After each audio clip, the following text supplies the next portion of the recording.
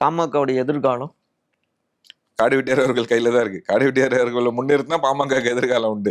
ஏன்னா 7 வருஷமா இவங்க அதானே பண்றாங்க. அவரோட புகழை அழைக்கணும்னு நினைக்கும் போதெல்லாம் இவங்க அழிஞ்சு போயிடுறாங்க. அவரோட புகழை தூக்கி பிடிக்கணுன்றதுக்கு ஒரு விஷயத்தினால தான் இன்னைக்கு இந்த ட்ரோன் ஷோ பண்ணது, ஏவியில அவரை பேச வச்சது, அதெல்லாமே பண்ணாங்க. அவரை தூக்கி பிடிக்கிற வரைக்கும் இவங்களுக்கான அங்கீகாரம் கிடைக்கும். ஏன்னா என் மக்கள் அங்கீகரிக்க மாட்டாங்க. நீங்க என்னைக்கு அவரை மறைக்கணும்னு நினைச்சீங்களோ யாருமே ஓட்டு போடல. 6% வாக்கு சரிஞ்சதுக்கு முழுமையான காரணமே அதுதான். வந்து ராமதாஸ் அவர்கள் அன்புமணி அவர்கள் வந்து பேனர்ல போட்டோ போடக்கூடாதுன்னு சொல்றது, இந்த மாதிரியான விஷயம் எல்லாம் செஞ்சுட்டு இருந்ததுனால தான் அந்த கட்சி அழிஞ்சது காரணமே.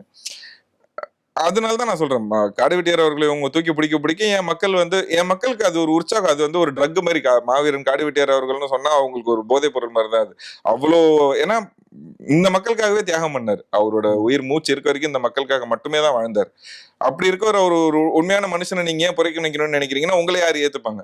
அந்த ஒரு பயம் அவங்களுக்கு இருக்குல்ல. அதுக்கப்புறம் ஒரு 2-3 மேடையில வந்து அன்புமணி அவர்கள் என்ன சொன்னாருன்னா, மாவீரன் அவர்களுக்கு பாஸ்போர்ட்டே கிடையாது. நாங்க அதுக்கப்புறம் நிறைய இடத்துல பிரச்சாரம் பண்ணோம். அவங்க வந்து சரியான முறையில் சிகிச்சை கொடுக்கல, நாங்க வந்து ஃபாரின் கூட்டு போய் ட்ரீட்மெண்ட் பண்ணலாம்னு சொல்லும்போது ஐயா ஒரே வார்த்தையில் சொல்லிட்டாரு, எதா இருந்தாலும் அன்புமணி தான்ப்பா பண்ணும், அவனை மீறி எதுவும் பண்ண முடியல என்னால அப்படின்ற மாதிரி ஐயா சொல்லிட்டாரு. நான் சரி, அவர் ஹெல்த் மினிஸ்டர் இருந்தாரு, அவர் பண்ண போறாரு, அவருக்கு எல்லாம் தெரியும், நம்ம எதுக்கு இதுல சொல்லிட்டு நான் 2-3 வாட்டி ஹாஸ்பிட்டல் சிங்கப்பூர் போய் ட்ரீட்மெண்ட் பண்ணலாம், மற்ற ஹாஸ்பிட்டல் போய் ட்ரீட்மெண்ட் பண்ணலாம்னு சொல்லும் போதெல்லாம் அன்புமணி அவர்கள் இல்ல இங்க பெஸ்டான ட்ரீட்மெண்ட் நீங்க எனக்கு தெரியும், பாத்துக்கிறேன் 48 நாள் செடேஷன்ல வச்சே அவர் வந்து அப்புறம் வந்து மேடை ஏறி அன்புமணி அவர்கள் பேசும்போது என்னன்னா, இதே மாதிரி இதை ஏன் நான் உதாரணத்துக்கு சொல்றேன்னா, இதே மாதிரிதான் இந்த சமுதாயத்துக்காக ஒழிச்சு அத்தனை பேரையுமே வந்து அன்புமணி அவர்கள் ஓரம் கட்டினாரு. சரியா, அவங்க எப்படி ஒழிச்சு கட்டினாரு, இதுதான் பண்ணாரு. அதேதான் இன்னைக்கு ராமதாஸ் அவர்களுக்கும் பண்ணாரு. இதே மாதிரி எல்லாரையும் ஒழிச்சுக்கிட்டே போனா இந்த சமுதாயத்தை எப்படி முன்னேற்றுவார்? இவர் பின்னாடி போகணும்னா இவர் ஒரு உன்னதமான மனுஷனா இருந்தா இவர் பின்னாடி போவாங்க.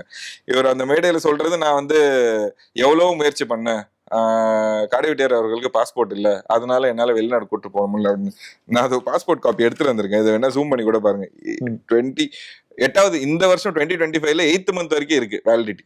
அப்படி இருக்கும்போது இந்த மாதிரி ஏன் சீப்பா ஒரு போய் சொல்லணும்? அவர் இதேதான் அவர் பண்ணாரு. அன்புமணி அவர்கள் வந்து இந்த சமுதாயத்துக்காக உழைக்கிறத விட்டுட்டு இந்த சமுதாயத்துல எல்லாரையும் ஓரம் கட்டிட்டு அவரு தன்னோட உழைப்பு மட்டும் எப்படி தன்னோட வளர்ச்சிக்கு மட்டும் என்ன தேவையோ அதை தான் பண்ணார். அதனாலதான் இந்த கட்சி இன்னைக்கு இந்த சீரழிவு பாதையை நோக்கி போகுதுன்னு நான் சொல்றேன்.